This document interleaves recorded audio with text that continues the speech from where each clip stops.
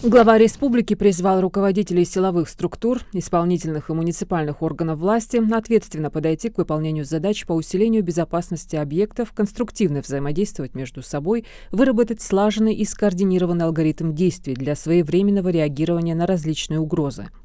Кроме того, Махмуд Али Калиматов отметил, что в местах проведения массовых мероприятий должно быть обеспечено дежурство сотрудников полиции и пожарных служб, а также работников скорой медицинской помощи. Напомним, всего в текущем году к началу учебного года готовы 242 учебных заведения.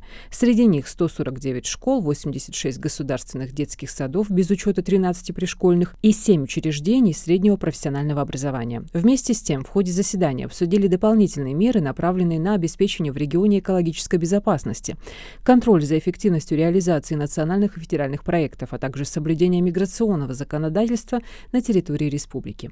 По всем вопросам глава региона дал ряд поручений ответственным лицам и поставил на контроль их исполнения.